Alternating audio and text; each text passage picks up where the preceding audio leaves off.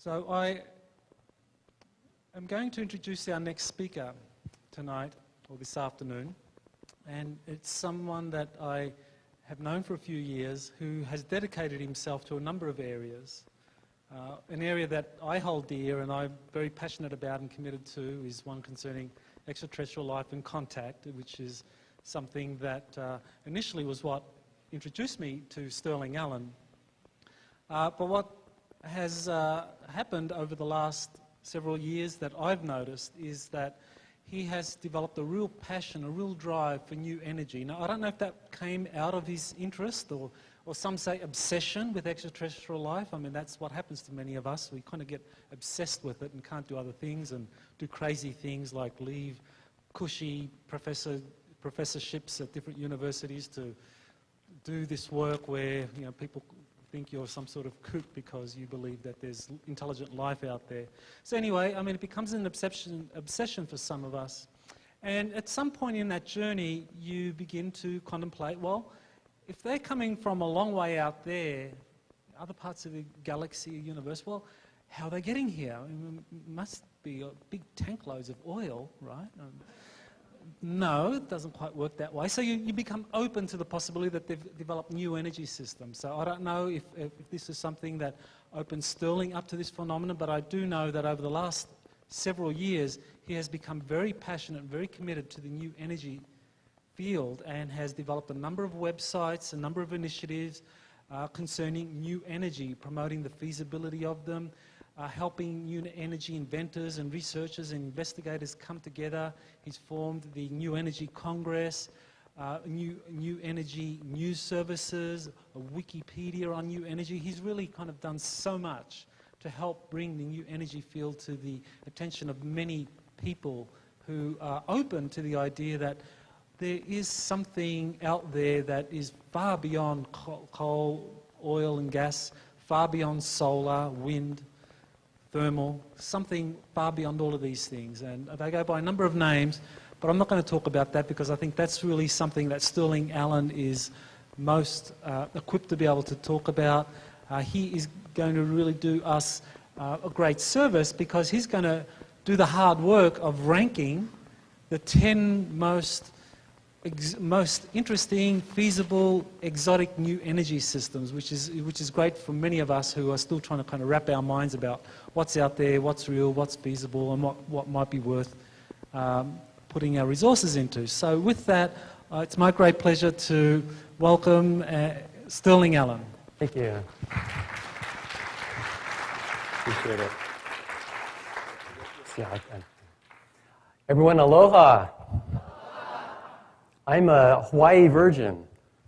This is my first time, and my wife is here with me.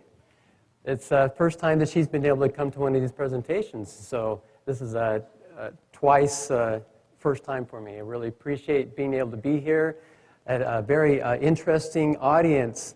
I've been looking forward to this and put quite a bit of time into preparing this, even though I don't have time to put the time into it. It's a really crazy time for me right now with I'm actually building a renewable home myself, not just solar, wind, geothermal, tide, but earth bag technology. I'm actually going to go look at an earth bag home while I'm here on the island. The guy that got me interested in building an earth bag home is here in Kona, and he's going to show me a home that he built on Sunday. He didn't build it on Sunday, on Sunday. And so this is a very interesting time for us. But I hope that in giving this presentation, you'll have an appreciation for just how exciting this field of new energy is. And at a bare minimum, I hope you'll subscribe to our free newsletter. It comes in your email pretty much every day. We do put news on our website every day. Even when I'm at conventions like this, I find time to squeeze something in, something that really cool that came in through an email or whatever, or something I prepared beforehand. But in the world of free energy technology, there are some really exciting things happening. Almost every day there's just something that's just blow your mind. Now, let's see here if this is going to work for us. Oh, there we go. You can get this presentation online, so those of you who tend to like to take notes, you can ease off just a little bit. Of course, this isn't the kind of audience that takes rigorous notes. You kind of just are there and soak it in. That's great. But I do have the PowerPoint presentation. I'll put it up online so you can download it. This is a little saying that we have at the beginning of each of the little radio shows and whenever we do a presentation. And it's actually my mother-in-law's voice that you'll hear that says, imagine a world in which every home has its own power generator that obtains its energy in such a way that no fuel has to be added. Imagine every vehicle being able to run without ever stopping for fuel. Imagine each appliance having its own power source that never has to be recharged. That is the world of the future. Join with us as we track our progress towards such a world. Here's a little outline of what we'll be talking about. We'll just define what is free energy, the basis for determining this top 10 exotic free energy listing, some runners-up, or then we'll get to the top 10, and then we'll talk about some runners-up, and that's kind of the buffer. If we have some extra time, we'll fit in as many as we can. Then we'll talk a little bit about open sourcing, which I think is going to be the way to introduce these breakthrough technologies that really have a hard time breaking into the marketplace through the traditional routes because they get blocked up in the, whether it's in the patent process or getting a business team together, or there's so many hoops you have to jump through to go from concept and prototype to the marketplace. And open source, I think, is a way to break the logjam, and so we'll talk about that for a minute.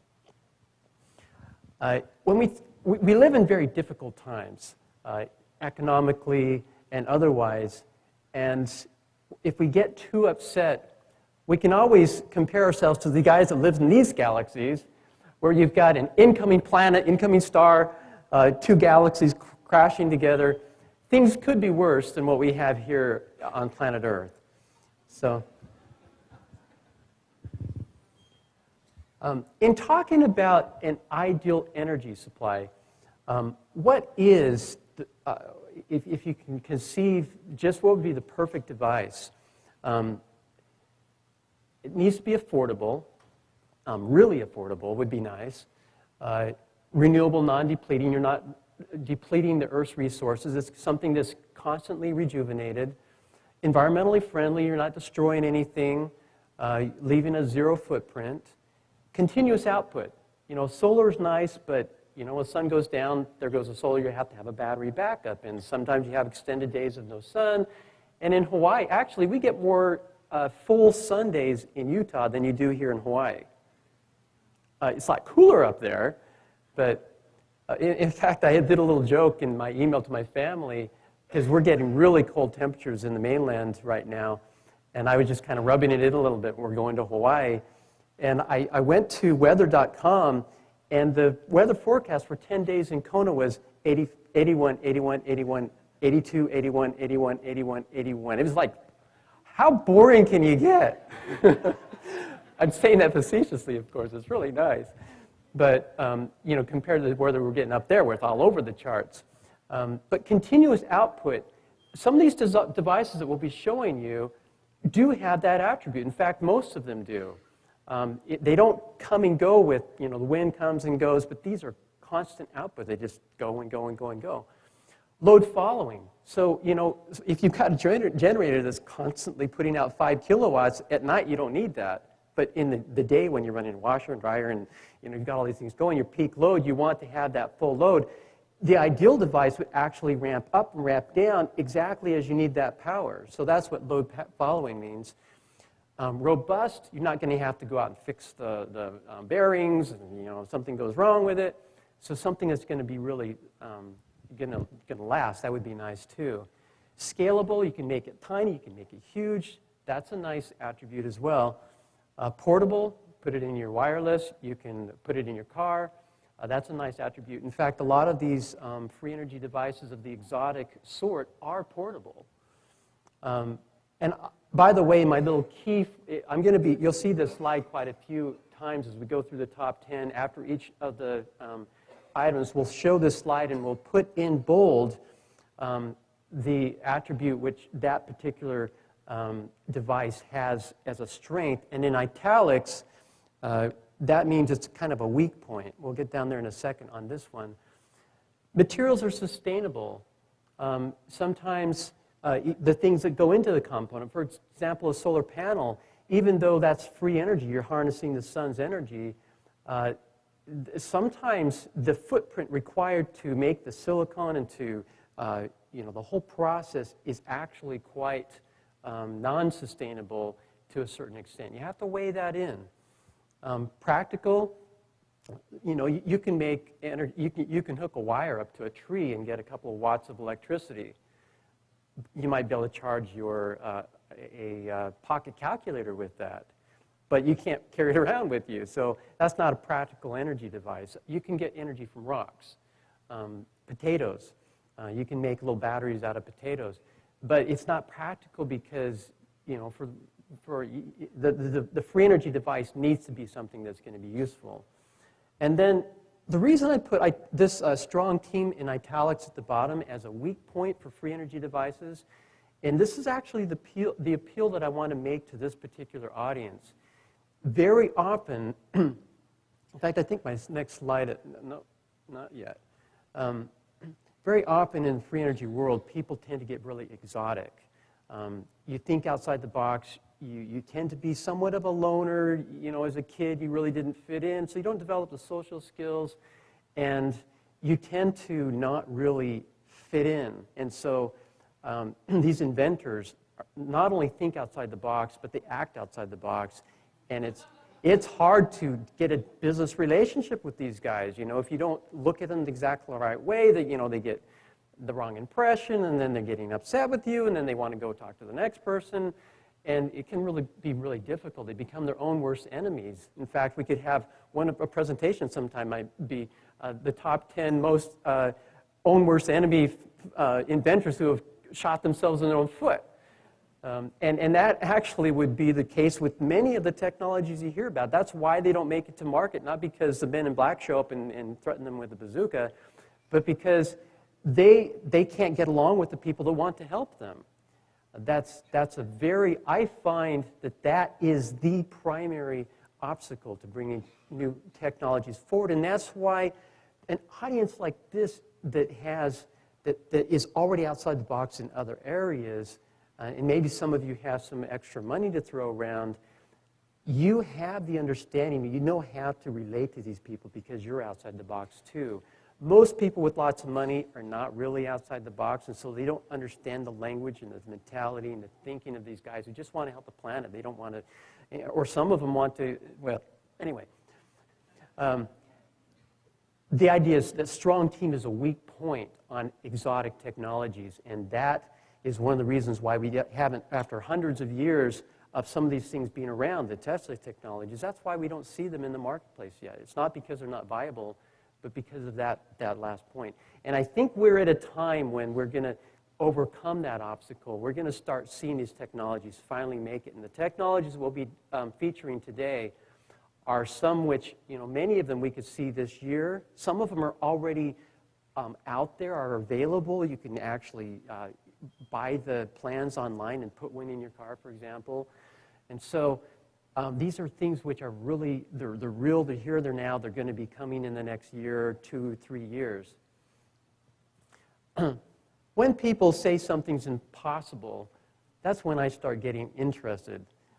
The higher the eyebrows go on the college physics professor's eyes, the more I think, oh, this is, if there's a working prototype and it violates the laws of physics, that's when we get really excited, in our news service, Free Energy News. Yeah, we cover solar, wind, geothermal, tide, the typical stuff, but we try and focus in on those exotic things that are really pushing the envelope. It's not perpetual motion.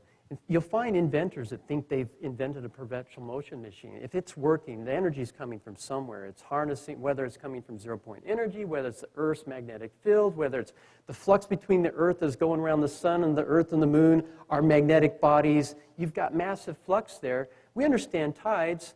Tides come and go because the moon is a gravitational body. It makes the Earth slosh around as it goes around As the Earth spins once each day, it sees the moon and the oceans follow the moon. We understand that. Why can't we have a little more imagination and realize these are electromagnetic bodies also? They're not just gravitational.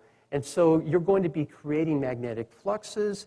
And when have you heard a college professor talking about that?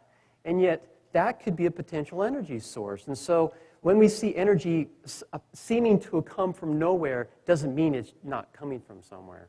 An Aborigine seeing a radio would think that's magic, that you're getting these voices coming out of this box. But you and I understand the physics of how that works. It's really not mysterious to us. And so when you see perpetual motion, the idea of somebody lifting themselves up with their own bootstraps, that's not what's going on here. We're talking about devices that are harnessing energy freely from the environment, whether it's sun, geothermal, etc., or whether it's electromagnetic overunity, some kind of Tesla principle that is pulling into some field out there. We have this statement on the bottom of our sites. All truth passes through 3 stages. First, it is ridiculed. Second, it is violently opposed. And third, it is accepted as self-evident. What is yesterday's heresy is today's dogma. And this is one of my favorites. When you're 1 step ahead of the crowd, you're a genius. When you're 2 steps ahead, you're a crackpot. And I can relate to that because that's been my specialty all my adult life, is crackpot. Really looking for those things, the new ways of doing things. One of my earlier websites, the idea of greater things. There's always a better way to do things. And that's one of the things, that's why these technologies don't get the funding and support that they need, is because they're looked at as crackpot. But the problem is there's a lot of things that they're associated with that are really out there, are bogus or are fraudulent, and so there's a lot of noise out there in the midst of that signal. Here's my little axiom. Generally speaking, one's eccentricity is directly proportional to the distance one is outside the box. And mavericks, because we talked about that earlier, they're outside the mainstream, they don't get the social skills that other people get. You have interpersonal conflicts are the greatest impediment to progress of exotic technologies. And this phenomenon is not just true, you can relate to this, it's not just true of energy, it's true of alternative health, it's true of alternative psychology, of homeschooling. Whenever you get outside the box, you'll find that you start associating and gravitating toward other things. And this phenomena holds true in all of those. So again, here's our list that we're going to be looking at the ideal technology. We live in an exciting time. The cost of energy of fossil fuels is going up. Of course, recently we had this little dip. Meanwhile, what we're seeing is in renewables, the cost is going down. And we live in a time when these two curves are going to be intersecting. Even now, utility-scale solar and wind technologies are on a par with fossil fuel, natural gas prices. There's a plant that's going to be going in online this year or next in California, a solar farm. Is going to be, I think, 2.75 gigawatts, which is the same output as Hoover Dam, at a price cheaper than Hoover Dam or fossil fuels or natural gas. And this is a solar technology. These huge wind farms that you see are generating electricity at a price comparable to what you can get from other sources. And so these curves are starting to intersect. The technologies we'll be talking about today, though, could be 1/10 the cost of what you're paying for electricity right now. Once they're finally perfected and they've got the bugs worked out, you can get economies of scale going. You can make one of these things, and you can make energy completely affordable for everyone on the planet, and you get rid of the grid and the control that these guys who are racking our planet with problems are able to control us with the ability to control power and our purse strings and whatnot. Just think, if you don't have to stop for fuel, when you're driving your car. If you don't have to pay the electricity for your house, you don't have to worry about your house getting too cold because you've got this really cheap energy generator in your garage. The entire spectrum of societal infrastructure and the way we deal with one another will be changed. We will move from a scarcity mentality where we have to fight and compete over everything to an abundance mentality where we can start thinking about what are our natural God-given talents and we can develop those talents. We don't have to worry about eking out a living and being slaves to some New World Order oligarchy. That's where we're heading with, and free energy will be one of the drivers that will introduce on a technological basis both the technology capability to live in that world, and it will help foster the enlightened thinking of independence and individual responsibility and not depending on a central authority. So when we say free energy, we've talked about solar, wind, geothermal, tide. Those are free energy sources. You don't have to pay for the sun. You don't have to pay for the wind. And so we like to call those free energy along with the more exotic ones, the cold fusion, the magnet motors, Overunity electromagnetic systems, water power, some of the more exotic ones. Where you actually, water itself, in the conversion of water to fuels, you're getting some Overunity principles where you put in X amount of energy and you're getting 2, 3, 10 times as much energy out as what you put in, because it's harnessing something in the environment somehow.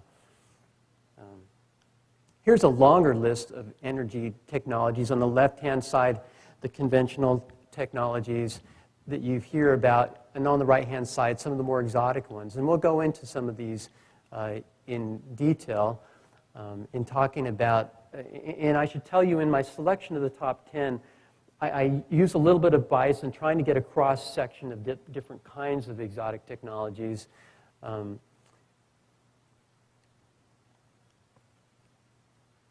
So what are the determining factors of why I selected the 10 that I did? I've been in the field of renewable energy, as Michael was saying, in a focused manner for about almost 8 years now. Coming in May, I think, is my anniversary. It will be 8 years that I've been totally immersed. When I say immersed, I'm not talking full-time job. I'm talking about eating, breathing, the time you wake up in the morning to the time you go to bed. Ask my wife. You know, this is something I'm very passionate about. And so before that, I was as passionate about, you know, looking at codes in word studies and looking at geopolitical things and studying conspiracies and, you know, the 911 thing. I've been a maverick all my life, and so I would present to you that as a credential of why I'm qualified to look outside the box, because I've been outside the box all my life. And even as a kid, my dad had a solar stuff going with on at home. My mom was making fruit leather when I was a kid, drying fruit out in the car where it's nice and warm. I mean, you can buy the stuff she used to make for us as a kid, and I'm 47 years old, so you know she was 46. Don't want to get myself older sooner than I need to. Anyway, so I'm a maverick. Free Energy News and Directory Service. If you go to freeenergynews.com, that's a website that I've had up for a long time, covering the field of free energy on a daily basis. People are sending me really great stories, and so you know, I'm digesting this stuff, looking at it, culling it through, trying to find the best things and featuring those things in our news. On any given day, I would say that, you know, if I'm putting 4 stories in the news, I skipped over 10 that I could have posted, and I had to just kind of make a judgment, a triage, so to speak, of, you know, what am I going to spend my time making a news bullet on. And so that process helps kind of get the gears going, the juices going. I'm the free energy newsman on the planet, basically. You know, when people think about, you know, we have a kudos page on our website of, you know, what's people have said about our service, and people are calling our news and directory service the best, bar none. There's some other services that are really good. You know, some focus in this area, some focus in that area, but in terms of covering all things exotic free energy, we're it. Okay, so that's another thing to present to you as, you know, where I'm coming from in presenting these top 10. The New Energy Congress I founded 4 years ago in November because as I was looking at all these technologies, it gets overwhelming because there's so many bogus things out there, and you get tripped up by things, and I wanted to have a body of people that I could pass these things by, say, hey, what do you think about this? And somebody could say, hey, well, I went and looked at that one, we tested it, and here's what our results were. So we founded this body. It's an international body of people who, like myself, have a passion about free energy technologies, and I can pass things by them. And we've come up with a top 100 clean energy technologies listing. Top100energy.com is a shortcut to that. In that process, we look at conventional as well as non-conventional. It's an even playing field. And so most of the stuff that's in that listing, because one of our criteria is credibility and how far along how far along it is in its development. And because of the credibility factor and the verification factor is very evasive on these more exotic technologies, they don't make it into the top 10. Most of the top 10 technologies, exotic technologies that we'll be talking about today, are not in the top 100 listing that we made as the New Energy Congress. And so this is kind of this is an outside the box from the clean energy world type of listing. Another criteria for establishing ideal energy devices, we'll get onto that in a second, of how do we decide what is going to make it into the top 100. I mentioned earlier that I'm building my own home and integrating some of these new principles. And so I'm very personally invested. I'm going to have an off-grid home. I've got a wife and 4 kids to support that I can't have freezing in the winter and getting too hot in the summer.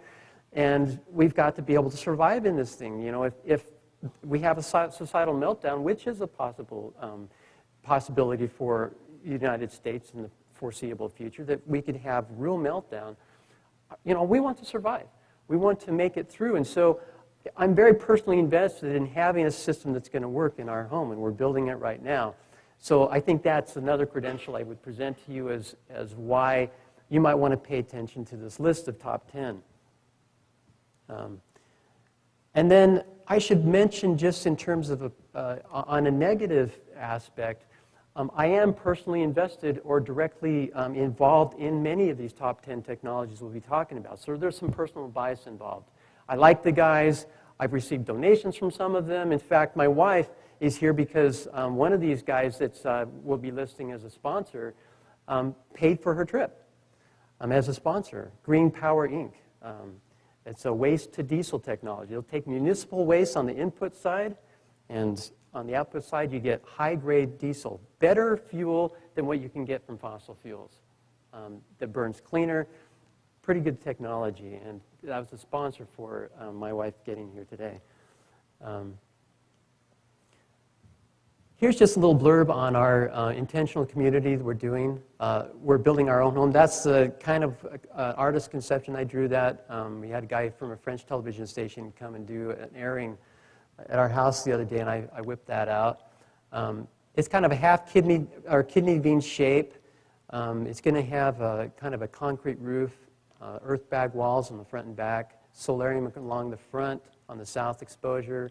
The backside is going to be backfilled, so we use the Earth's temperature, the constant temperature of the Earth, so we're not heating and cooling against outside temperature. We're heating and cooling against 55 degrees in the floor and on the back wall. We'll insulate against that, but we're insulating against 55 as opposed to 106 in the summer and negative 20 in the winter. And we'll use compost toilets. So we're not going to have any black water. We're recycling all our water. We're going to do rainwater capture, have cisterns to collect the water in. We're going to have solar panels. Part of that is to make the county happy. They're going to want to see something conventional. Meanwhile, we're going to have a shed in the back where one of these people in the top 100 or top 10 is planning on giving us one of the technologies to power our house with. Okay, so the solar panels is window dressing. To just fake them out, and I can't tell you which one. I wish I could. That announcement will be made in the future. We do have a community of people who are wanting to build houses like this. Safehavenvillages.org is a shortcut that will take you to our wiki website, PezWiki. Okay, we've talked about the New Energy Congress. Here are the criteria that we use in the top 100. It's a little different than the criteria I'm using for these top 10 exotics. We've gone through some of these. Oops, excuse me. The environmental impact, affordable, credible. Credible is one of that I'm not using as heavily in this top 10 exotic listing because credible and exotic usually don't go together. And implementation, politics of science, that's this whole idea of inventors that can't get along with the business people and the legal, etc. That's something that we weigh heavily, and that's why a lot of these top 10 exotic technologies don't make it into the top 100 because it's too hard to work with. What they really need is people like you who can talk their language, who can relate to them, who have some resources or who have friends with some resources you can bring in to bear, whether it's business expertise, able to write a business plan, able to make a business out of this thing, able to bring in the proper legal aspects that you need. Help them along because you can relate to them, help befriend them, and help break the logjam on whatever it is that's tripping them up.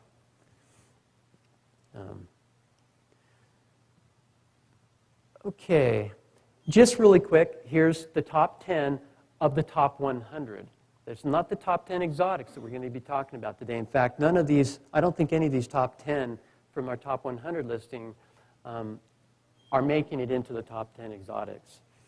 There's the Stirling Energy System, which is a big parabolic dish that focuses the sun onto a Stirling engine, which is an external combustion engine system. Super efficient. This is one I was telling you about that would be, I can't remember if it was 1 or 2.75 gigawatt, same as the output of the Hoover Dam. That's them. Cyclone, this is the solar. Here's a geothermal one. This one's pretty cool. This one's somewhat exotic, but it's not so exotic that the mainstream press isn't going to be covering it. So a battery technology, solar, focus fusion. This one's pretty exotic. This is a really cool technology. I think they're number 11 or 12 on my short list, so they're not going to be in our top 10, but they're really close. Enviromission Solar, they're going to be in our news tomorrow. They actually just announced a plant in Arizona. One of these big, huge, tall towers with a skirt that is like a greenhouse, heats up the air. Air goes up the tower, chimney effect, turns a turbine, generates electricity. They're making, I think, a 750 megawatt system with actually that's $750 million to build a 200 megawatt output system. Those two towers in Hawaii. Now let's get to the exotic top 10. Number 1. I put this as number 1. This is a device that has demonstrated several kilowatt output with just dissimilar metals put in plates. This is a proprietary patented process. In fact, when this guy went to get a patent in the United States several years ago, they slapped a national security order on it that he was basically to cease and desist because it had national security implications. He went to Panama and continued working, started working with the Japanese. They made 20,000 of these, and the Japanese government confiscated it for some kind of security or some kind of safety consideration. But he's still at it, and here's some of the prototypes that they've made. There's a video on our website, our PezWiki website, that you can see from YouTube, where they'll take a bulb, a Christmas light, and run it up these two little rods, and you see the Christmas light just as it's touching those two little rods, and there's nothing else attached to this thing. There's no batteries or anything. And these guys, I would guess, will be ready to go commercial within a couple of years. So you'll be able to buy one of these things and install it. They're just working out. There's some really interesting effects. They can't have rebar underneath the foundation because it starts sparking and melting. It's harnessing the Earth's magnetic field somehow. And it's affected by ley lines. It works better in some areas than in other areas, and it works better close to the equator than further away from the equator. This one would be very affordable, renewable. I'm saying I'm not putting a bold on environmental friendly because maybe some of the materials in the process of mining those materials might rape the earth a little bit. Continuous output, load following, whatever you need, it'll give it to you. Robust, low maintenance, scalable, up and down, no problem. Portable, it might be problematic because it follows ley lines, and so you might have a higher or lower capability. You're driving down the road, it might interfere. You have to keep them like 30 feet apart from each other, and if you're passing by a car, all of a sudden you lose power. That's not going to work very well. So it doesn't get a bold on portable.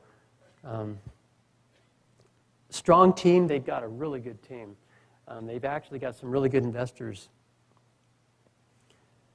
You've heard about these guys most likely, Storn. In fact, I meant to look at their website. They actually started their second demonstration today over in Ireland, where they have an electromagnetic system that allegedly puts more energy out than what they put into it.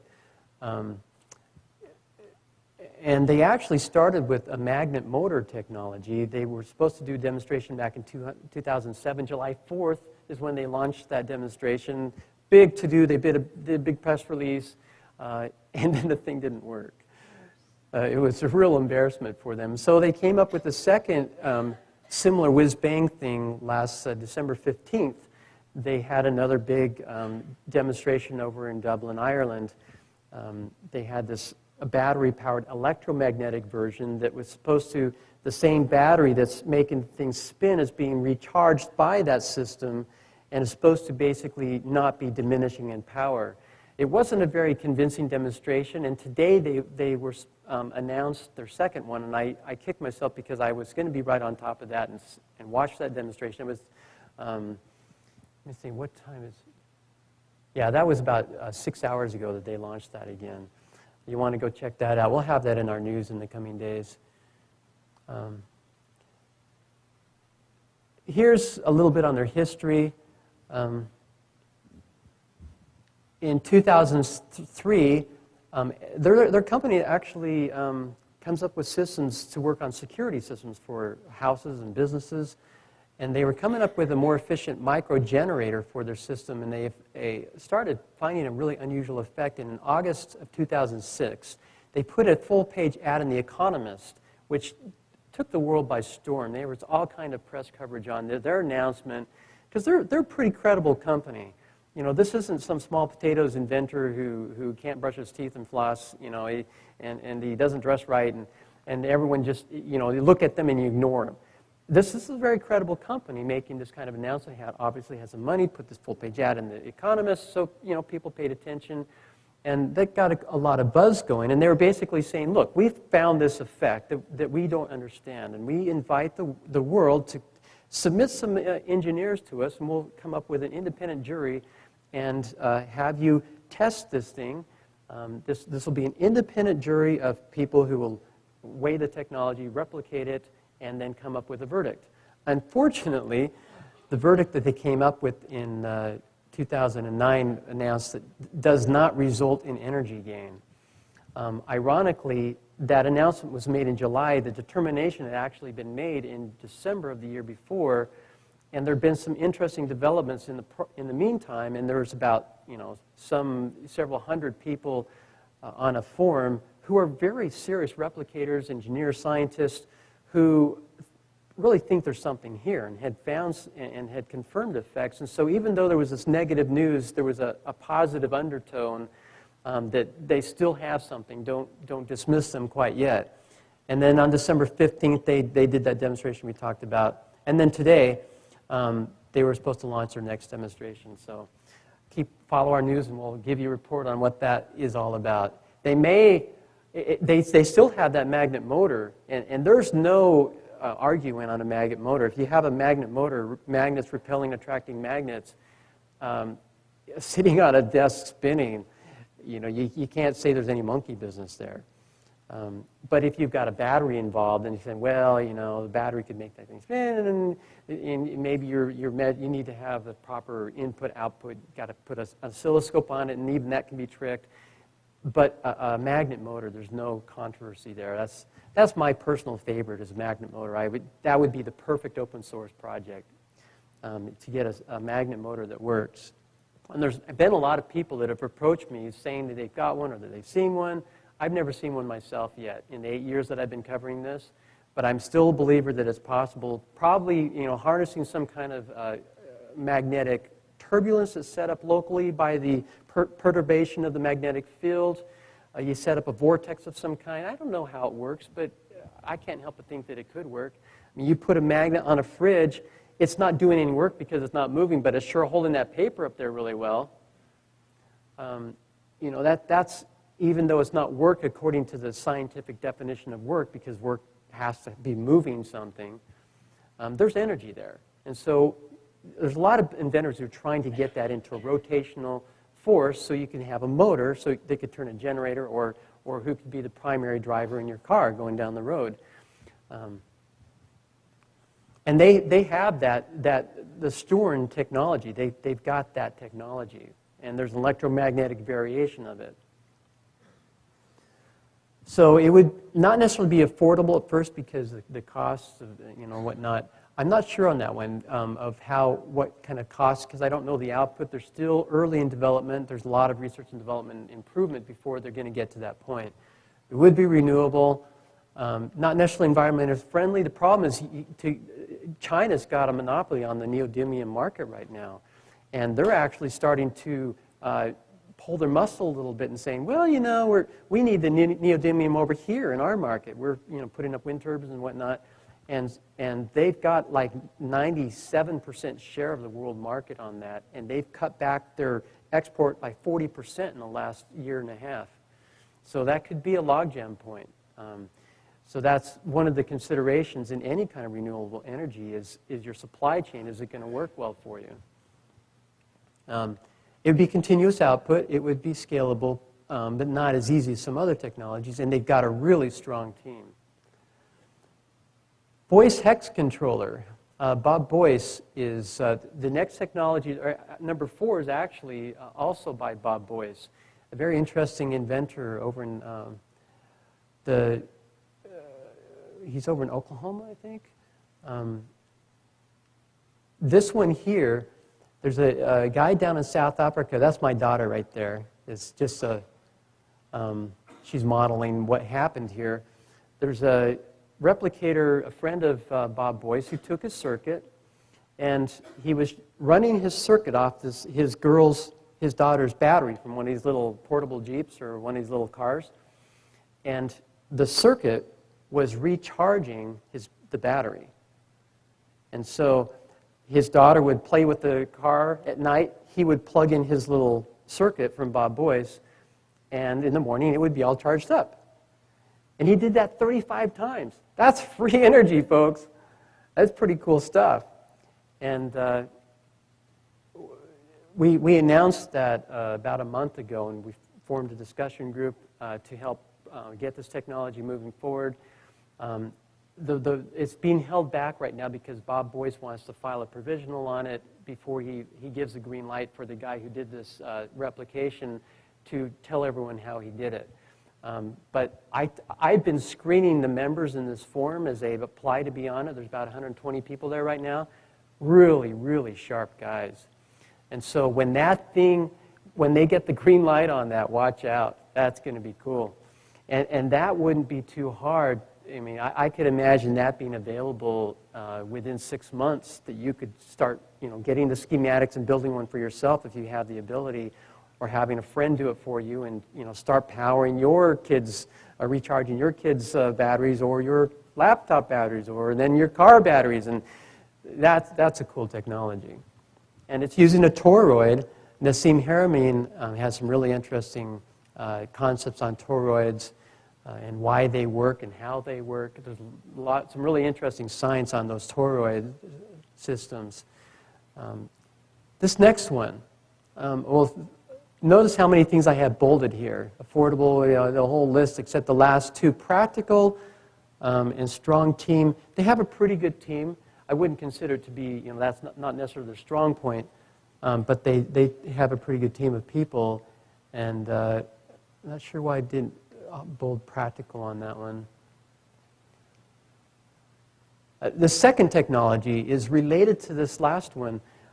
You've heard of these, on the web you can buy these plans, run your car on water, and actually all you're doing is you're taking your car's battery and you're running an onboard electrolysis system which separates the hydrogen and the oxygen into a commonly ducted tube. So the hydrogen and oxygen are separated, but they go into the same tube, into the air intake, where they catalyze a more efficient burn of the fuel. Somehow you get 30%, 50%. Some people are claiming to even double your mileage with this type of a system. Typically, the improvement's around 15 to 30% improvement in your mileage by using that system. Bob Boyce's system, though, is super efficient. His electrolysis system, the way he pulses the charge and whatnot, there's something called ortho and para of the hydrogen that he's able to measure with NMR that he's got. He's got his own NMR machine, nuclear magnetic resonance,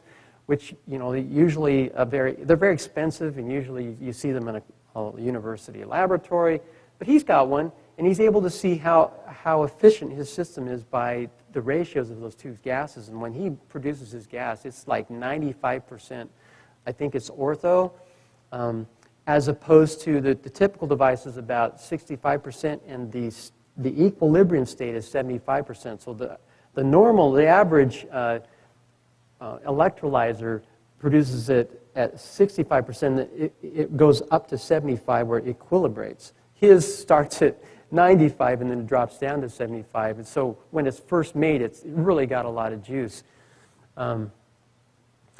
But another reason I wanted to mention this technology is there's been a lot of grief over this technology on the web.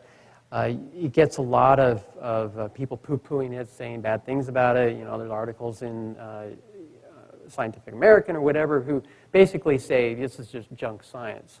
But I tell you, where there's smoke, there's fire. And there's a lot of smoke around this one. There's thousands of people around the planet playing with this and getting good results. And there's hundreds of companies that are forming to make these things and sell them to people to install on their cars. So this is a real technology. I'm not talking just about Bob Boyce. I'm talking about the industry of hydroxy, HHO, the water for gas type of thing. This paradigm we talked about, onboard electrolysis, improving your mileage, the mileage on your car. That's a good technology. But there are some bogus things out there. In fact, Bob Boyce's story is very interesting. Just to give you the tip of the iceberg, Reader's Digest synopsis, when we announced that story about the guy that was able to get his child's car to run 35 times in a row, or 35 times so far, that same story announced the day before we found out that Bob Boyce has terminal cancer. And then the next story was, well, it turns out that the terminal cancer, where that formed, he found a Verichip in his shoulder. Those little microchips, the RFID chips by Verichip, part of the, what if you want to call it mark of the beast or whatever, these chips where they usually track animals, you're required to get them when you get them from the pound. He had one in his actually right shoulder, and it was at that point that a tumor formed, and when they did the biopsy on it, it metastasized. And his doctor gave him a death sentence, said, we can't do anything about this, you're going to die. So we, of course, told our community, which is very much into alternative things and had all kinds of suggestions. One guy prayed over him, and he had a tumor in that had formed in his ankle. He said it felt like an ice pick. Somebody's taken an ice pick to his ankle, and within that same day, he was out of pain, and he hadn't been in pain since then because of that one prayer that guy did. Just really a believer type of guy. But there's a lot of people trying to help him get over this cancer thing because it's still a death sentence in terms of that's what the doctor's saying. Then he found a second chip in his shoulder, same place, a little deeper. And this time, when the first one they took it out, the doctor showed it to him. He looked at it, went online to the different chip providers, and he found that it was a Verichip one. It's got the little white on the one end. It's about the size of a grain of rice, so that it doesn't migrate in your body. The tissue actually grows onto it and locks it in place. And so the second time when he found it again, it was actually the first one, the way he found it, it was broadcasting. He's got all this equipment in his lab, one of which measures radio frequencies, and something was broadcasting. His toroid was turned off. He's like, what's going on here? And he located it in his shoulder. There's something broadcasting from his shoulder. When he had the tumor taken out, he wanted to see what that was. Well, he found it again, a second chip. Apparently there were two put in at the same time. And this time, he had an RFID reader. And they got the number off of it, and the number was not listed. So it's either government issued, because they're not on the general database, or it was somebody who can mess with the database so that it doesn't show up anymore. He went to his doctor and said, look, here's the RFID reader. Here's the evidence. What can we do? And the doctor ordered 2 x-rays, and we published those on our website. They showed up in an x-ray. So there's the evidence. Because the first time when they did the biopsy, they came back from the lab saying they didn't say anything about the chip. So, where's your evidence? The second time, now he's got 2 x-rays that show it. So anyway, it's a very interesting story to do with Bob Boyce. There's more. You can read it on our website. This electrolyzer technology, it's not continuous output because you've got to power the circuit to make it go. Robust and low maintenance, there's some problems with it in terms of, one of the big problems is just maintaining the system. You got to keep filling up the water tank, and so it's not strong there. Got some other good strengths though.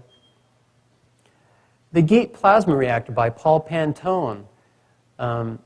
This is a really interesting technology that is, what you have here is you've got the exhaust coming from your car going out the exhaust, and what they do is they run that exhaust in one direction, the incoming fuel is going in the other direction, and then you've got a rod in between. And that rod can be made of glass or metal, and it becomes magnetized. So the one side, I don't know which side is north, which side is south. And as the incoming fuel goes along that rod, in the with the fuels going on it's in a separate tube like a heat exchanger, so they're not mixing. But as those two substances are going in opposite direction, by the time the fuel gets to the end of the rod, and the rod needs to be a specific length depending on what kind of fuel you have, but by the time it gets to the end of the rod, it turns into plasma. Now what plasma is a fourth state of matter, and let's go to another technology to talk about plasma. This is a very mainstream technology, plasma arc technology. They use it in waste to energy, where you take municipal solid waste on the input side, you hit it with a high electrical charge, and whatever molecules you have break down into their elemental form. So if you have H2O, it comes out as O and H. If you have some other carbon molecule, it all breaks down. You have the carbons coming out. You have a liquid coming out in your metals, for example, and what comes out is like a syngas that can be burned, and they'll burn the syngas and make electricity, whatnot. So this is used in some of the waste to energy technologies, the plasma arc technology, but it's very high temperature, and it takes a lot of electricity. But in the GEAT reactor, the plasma formation is relatively low temperature and low pressure. So somehow they're able to get a plasma. So what that means is that the input fuel can be just about anything. It can be waste oil, it can be pickle juice, it can be Windex, it can be pee. Whatever you want to put in the front end, what comes out is syngas. And the syngas, also there may be some electrical things going on, Because when they run that into the engine, it doesn't explode, it implodes. You actually have to adjust the timing on your car because you're sucking the piston up rather than pushing it down. And what are they doing to the mileage? We're talking 3, 5, some people reporting 8 times the improvement on their mileage by putting a GEAT system in the car. And when Paul Pantone was incarcerated in Utah, an hour away from where we were living at the time, at they call it the State Mental Institution in Provo, Utah, because he was saying he could run a car on water. And they told him that as long as you're saying that, you're not going to get your meds for your pain relief, you're not going to get your medical care for your broken foot, we're not going to do anything for your teeth. His teeth fell out while he was there. He was there for 3.5 years. They didn't even tell his son that he was there. His son was trying to find him, says, no, he's not here. When his situation was found out, his son finally found him, started publishing, started doing interviews with his dad, started putting these on YouTube, and a legislator in Utah got wind of this and said this couldn't be happening in Utah. And a few days later, Paul was out of prison. He's now in Oklahoma, and he's teaching classes. And you listen to him on these shows when he was in the mental hospital. He doesn't sound like a mental patient. Very cogent, completely clear, as clear as you or I talking. Very, this is. He does tend to be a big talker. He does tend to exaggerate, but man, is he fun to listen to. And he teaches these classes, week-long courses. PhDs come for an intense week-long class to learn how to do this technology, how to optimize it. You can buy, when he got out of prison, or out of the state mental hospital, he actually posted his plans for free on his website with a license to make 1 unit. So you can go and you can download the plans, you can make one for yourself, make one for a friend. If you want to do more than that, talk to us, license it, he says. But he basically, gave the plans away, so to speak. Before that, I think he was selling for like $250 on the Tesla Tech website. He was on Coast to Coast talking about that, Coast to Coast AM, the day he open sourced that. Not open source, he was giving the plans away for free, 1 license to build one. Really interesting guy and technology. Affordable, environmentally friendly, load following, portable. Strong team, I give him a weak point there because there's been some problems with just developing a coherent, a team that is really robust. But that could change, get some really good people around him that aren't going to try and steal the technology, who can work with him, not against him, or separate from him. Massive yet tiny engine, Rafael Morgado. Good friend. He has this technology. Here's this illustration. Here he's standing next to an engine that his engine replaces. That thing right there. And the reason it's able to do it is because as this thing goes around one time, there's like 21 cycles going around there where these little clappers go back and forth with the input, output. And so you have massive displacement in a little tiny area. And he had, for quite a while, well, he still has an air compressor-powered unit, but before that, he had a diesel power unit that was running on diesel fuel. And imagine what this would do. You would be able to have a jetpack, because the problem right now with these jetpacks, for going airborne, you can go 2 or 3 minutes, and that's it, because the weight of the engine, the weight of the fuel, keeps you from going up very long, very high or very long. This technology could be airborne for an hour. And so it makes jetpacks and human flight possible. It makes a vertical takeoff and land vehicle possible. It enables you to have, a lot of your weight in your car is the engine, and starting and stopping that engine takes a lot of fuel. If you've got your engine is now the size of your alternator, a little bigger than your alternator. And so you can have all kinds of great technologies come out of this. And he got angel investors this last summer. And he's going to be doing a demonstration to the Society of Automotive Engineers He was going to do it on May 22nd, and I told my wife, she says, that's our anniversary. That's not going to work. And he wanted us to do the webcast of it. So he moved it to the 15th so that we could go and do the broadcast, and I wouldn't be making my wife mad. Hey! But that's a really cool technology. And again, here we have an eccentric inventor who has all kinds of ideas how he's going to make the world a better place. He's going to save all these jobs in Detroit, and when investors come along, they just shake their heads and go, that's not the language. They don't know that language. They don't know the language of help humankind. They know the language of make money and do it fast and get a quick return on investment and do things in a practical way. And so, he's had a hard time finding the right kind of money people, but he has found some. And by the time of that demonstration on May 15th, he's going to have, he plans to have a 5.5-inch diameter motor that can power an unmanned aerial vehicle, could power an ultralight, could power a small car.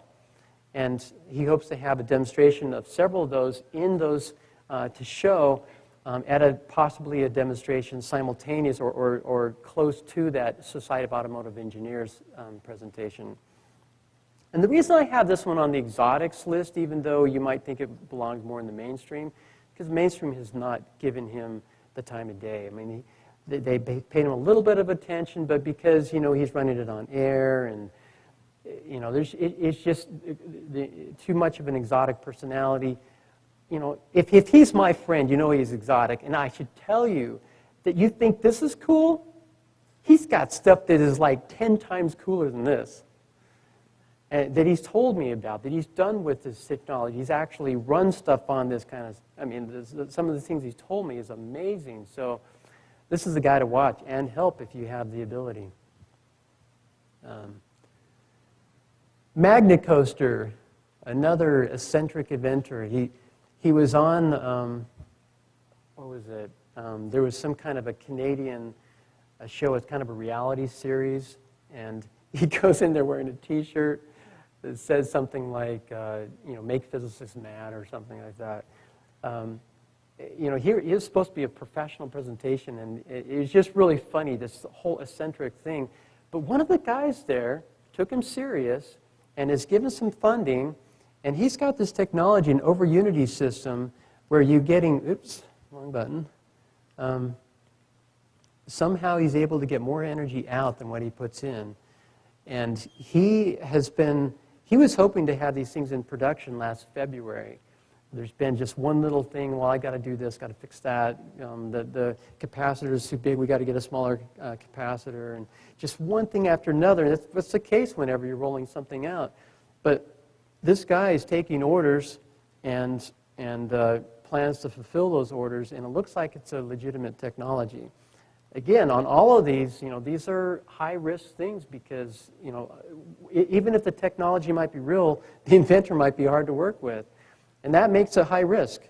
If you invest time and money with this thing, you might not get anything for it because he might end up deciding he's going to build this thing instead, and then he's going to build this thing, and then you can't get him focused. It's hard to work with some of these people. This one would be portable. Continuous output, environmentally friendly, not load following. Plasmerg, another good friend, John Rohner. He has a technology that, this is cool.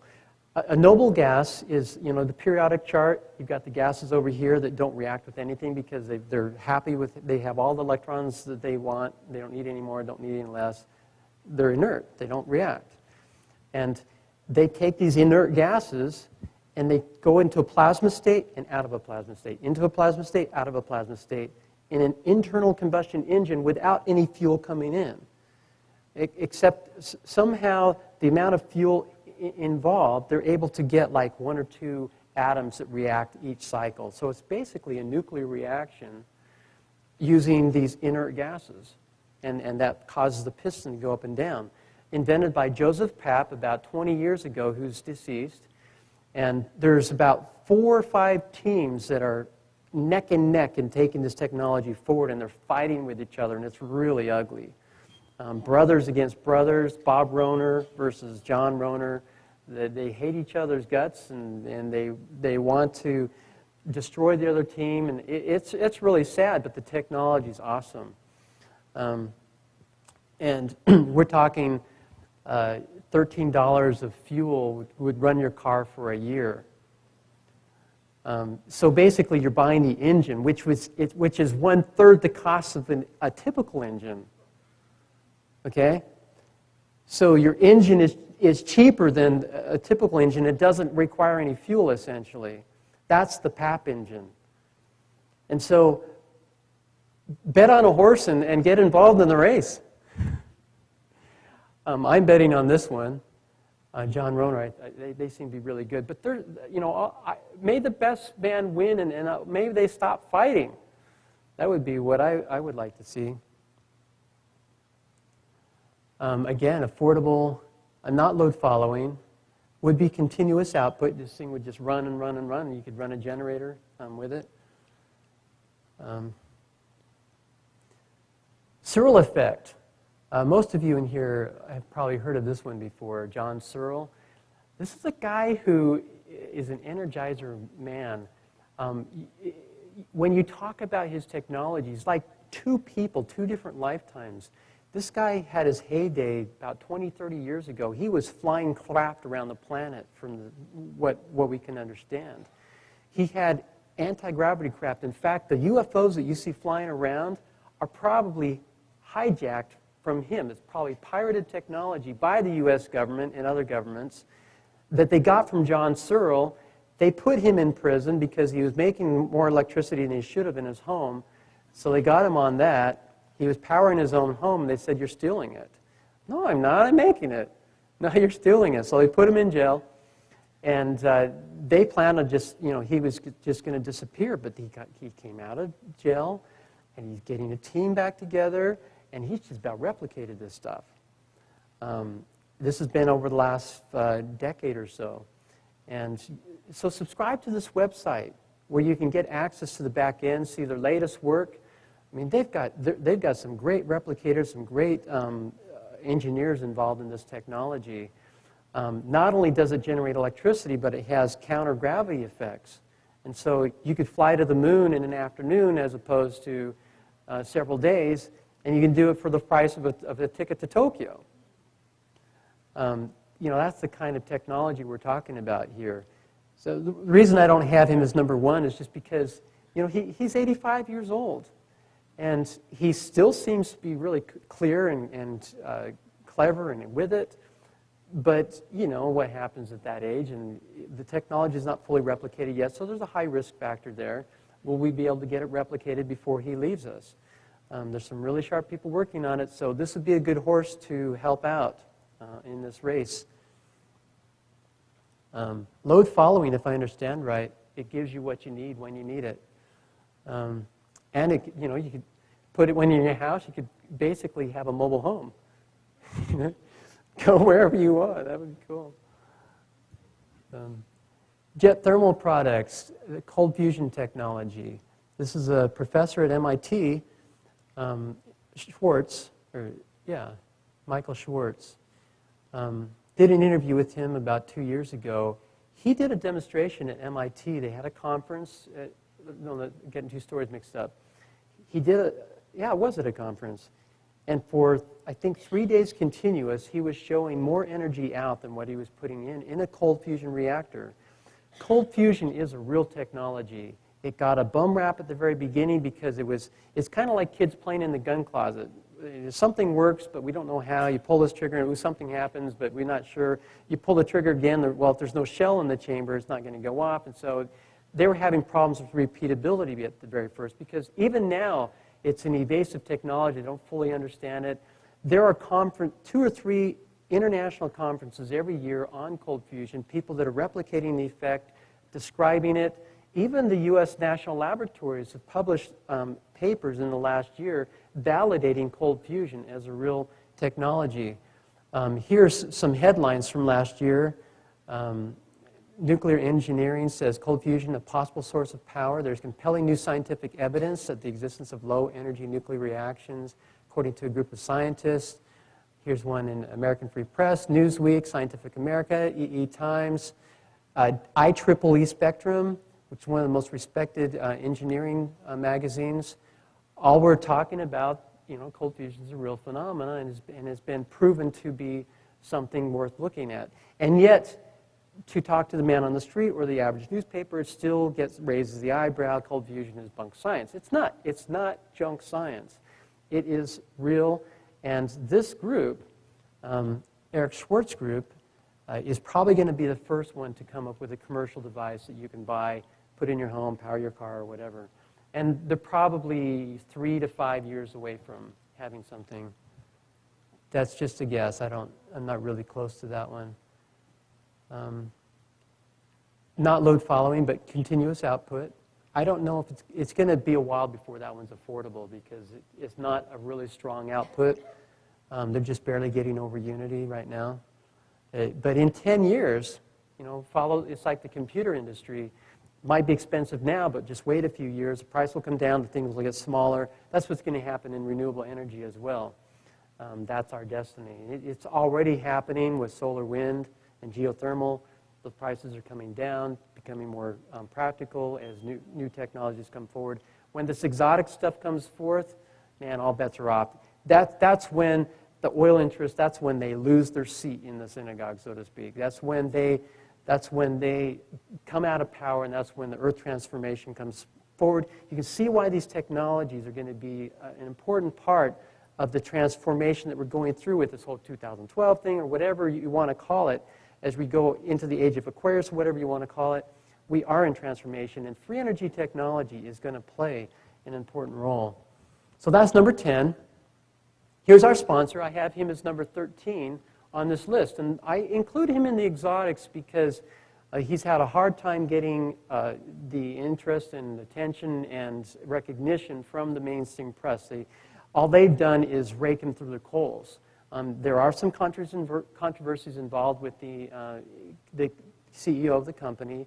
There's some negative press out there. He has good answers for some of it, and maybe some of it he deserves. But nobody's perfect, and you get exotic personalities in leaderships of companies, but they still have something great. This technology, they have a 100-ton-per-day production plant in Pasco, Washington that works. I've been there twice. This facility here, and they're going around the planet. Most of their deals are coming overseas, but this would convert conventional municipal solid waste.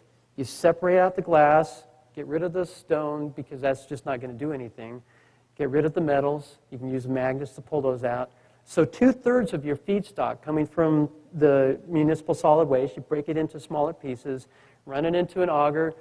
They have a proprietary process, a catalyst, which they call a nanotechnology, and I'm not sure if it actually qualifies as nano, but this catalyst, which basically takes a million-year process and converts it into a few minutes. Okay, so you take this stuff and it turns into high-grade fuel. It goes into these columns right here where it's separated out. You have the naphthas, you have the diesels, you have your, you separate out your fuels here, gasolines. You get some methane off the top, and you can run your electrical generators. They make about 2.5 megawatts with that plant, one of which they need to run the plant, 1.5 of which they can sell as, to the grid or whatever. And then, again, the fuel coming off of this is supposed to be high quality, better than what you can get from fossil fuels. And so this technology is available now. So if you have a few $1 million and you want to buy one for your city, go talk to Michael Spitzauer. Okay? And again, he's the one that sponsored my wife coming on this trip today.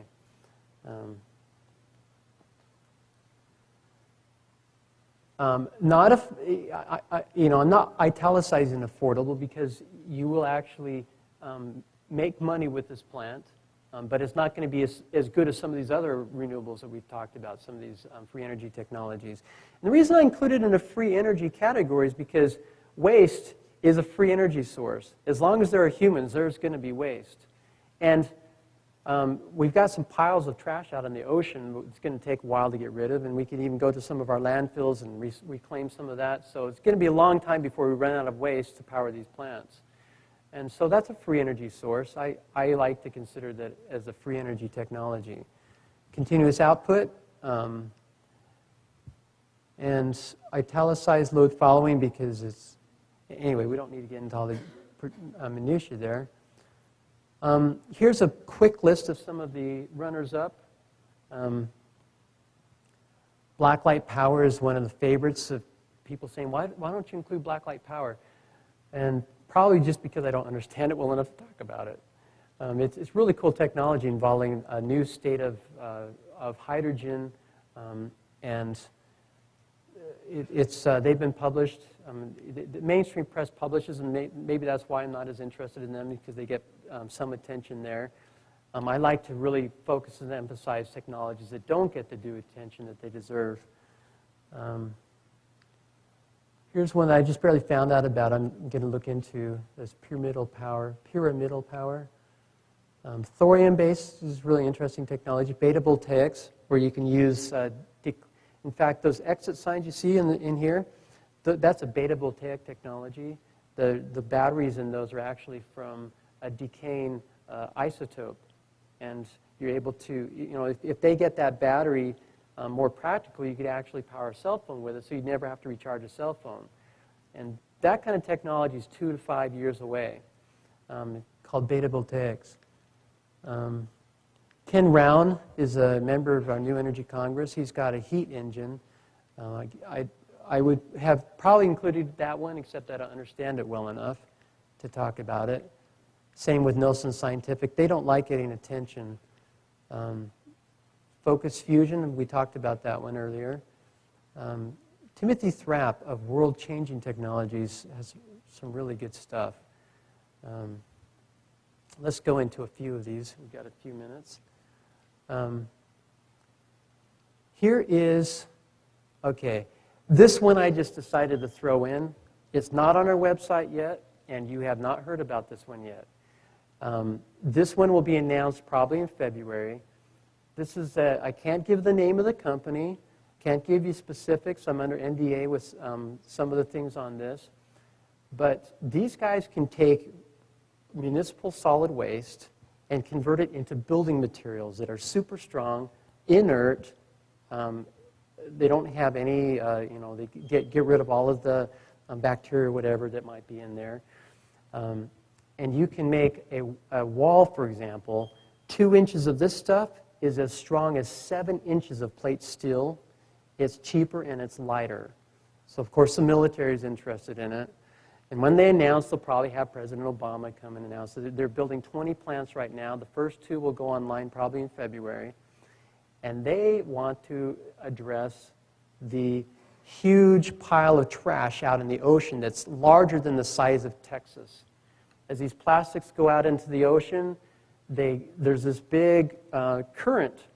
It's like a big eddy current in the ocean that really gradually spins. The reason the liners don't see it, the ocean liners, is because they don't travel through it. They go around where the currents carry them.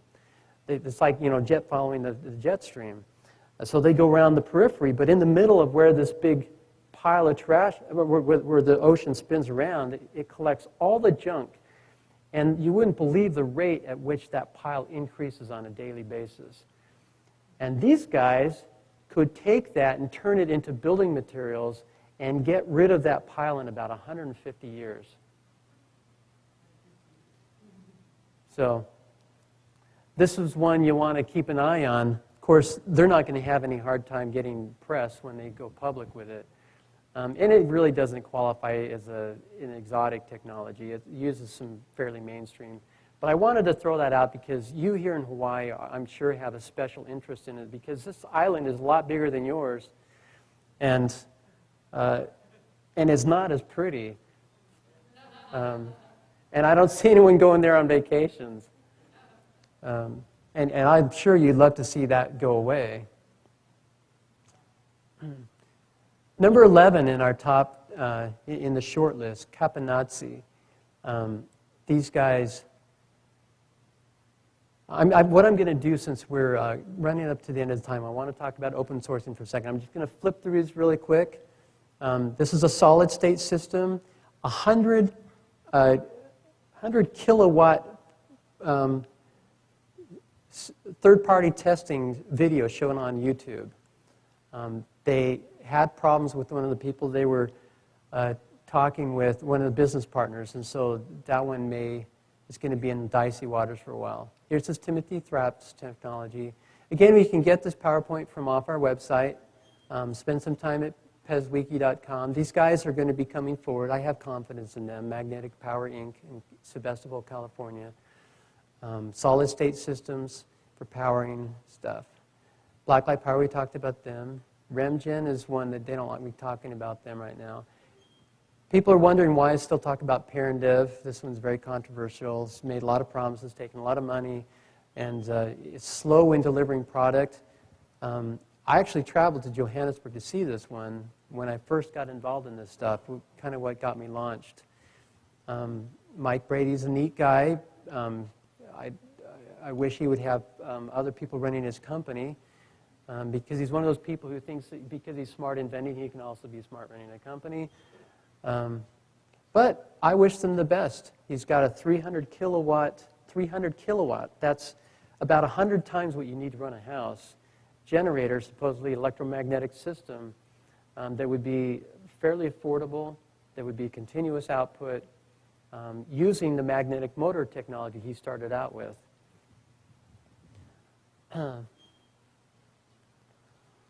Really quick, maybe one of you in here has a technology up your sleeve that you want to get moving forward.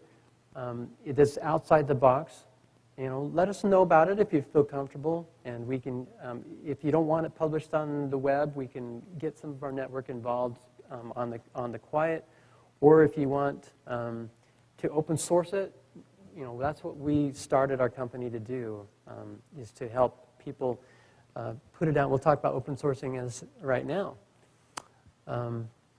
The ideal, see these technologies, what happens is there's so many roadblocks, so many things that you have to do to take something from prototype stage to bring it into market. It's just an overwhelming process, even for normal technologies. And when you start adding the exotic component to it, it's just, I like to use the sperm and egg analogy. It's not just one sperm that fertilizes the egg. There's tons of sperm that have tried, and they break down the barrier around the perimeter of the egg until finally one's able to get in, and then once one gets in, then the thing's fertilized and the process goes on. All of these technologies that have tried to make it to market, I can't help but think that they help break down the mental barriers that we have to free energy. And eventually, one of these is going to get the attention of the planet, and then it's going to be downhill from there. It's going to be easy sailing. And I can't help but think that that's going to, that we're, the head's emerging from the birthing canal, in the analogy of childbirth, that this baby's about to be born. Could be this year. I would hope it'd be this month. It could be tomorrow. We've got a guy with a magnet motor technology that is super simple, and if that thing really works, that's just what we've been looking for. The ideal open source project, it works, it's been validated, it's easy to replicate, it's inexpensive, it's not encumbered by IP, you don't have some patent somewhere that's going to tie people up, and it's sexy, people, it gets people's imagination going. When we find one of those, the world will be a different place, because now not only can you build something that works, but it's actually, going to start, people will just go crazy over this, doing all the different applications, doing all the different sizes and shapes, and if you change this out for that, then you get twice the power output. I found in Australia, if you use, we get this part, replace this part for that one. Over in Austria, we use, the open source is the way to go with this stuff, just to accelerate the development, accelerate the expansion. And if you had a technology that you could actually power a house with and you open source it, it's not going to take 50 years to reach market penetration like the television. It could take maybe 2 or 3 years. And everyone could build one of their own. And the world doesn't have to go into meltdown because we've got the hope that we've got a way to dig ourselves out. We're not dependent on the power grid anymore. We can build our own power devices. Just imagine the hope that that would give people. So, man, I hope something like this comes forward soon. I want to mention a book, Breakthrough Power, by Gene Manning and Joel Garvin, associates of mine in the New Energy Congress. It's on the shelf back there on our table, and it's about $20. And what it does is it's a presentation of these kinds of breakthrough technologies. There's not a lot of overlap in what's in their book with what we talked about in today's presentation, but the general idea is the same. Here are technologies that have working prototypes that have, here's the story behind them, and for some reason or another, they haven't made it to market yet. And to basically get your imagination going on what's available out there and get you excited about what the possibilities are. Even if when I read the book, here I am, Mr. Free Energy News, and I found myself getting all kinds of new information about what's out there, what's available, what the possibilities are. So I highly recommend this book as the book to get yourself and others excited about the free energy possibilities and motivated to go to the politicians and help break the log jams down, all the different obstacles that stand in the way of these technologies moving forward. The law of attraction, you build it, they will come. We've got a website, Free Energy News. People send me cool stories. I post them. It helps perpetuate the cycle of creativity and ingenuity. It's a fun process. I'd like to invite you to subscribe to our freeenergynews.com newsletter and visit us every day or every week, whatever your level of interest is. I think you'll find all those stories interesting that we do them in a really tight bullet format, title, description, little picture to go along with it. And it'll take you a few seconds each day just to see what's going on. Maybe something will capture your interest, forward it on to a friend. Help us propagate the message of free energy. I want to thank you for listening to the presentation. Here are some of the websites that you can go to get more information. Our PezWiki.com website is the Wikipedia of free energy. It is publicly editable, so you can go in and you can make the changes, correct the spelling error, add something that if you know of a technology, you can create a feature page. We'll link to it in our news, help you clean it up, maybe do some editing. If you see something, some error, you can fix it. FreeEnergyNews.com used to be a separate website, now forwards to PezWiki. We have our news page there now. PESN.com is some stories that we publish, 2 or 3 a week. Then New Energy Congress. And then here's my email address, phone number, sterlingda at pureenergysystems.com. And we're out of time, so I won't take your questions unless you want to talk to me afterwards. And again, we do have books back there.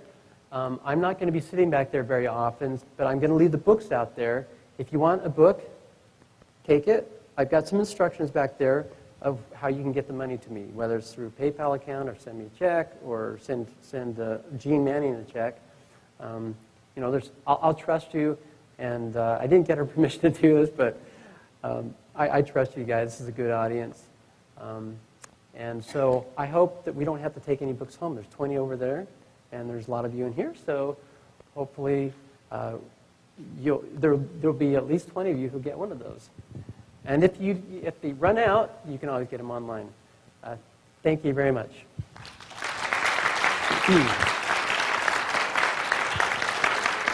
Once again, to make a donation to Sterling, go to his website.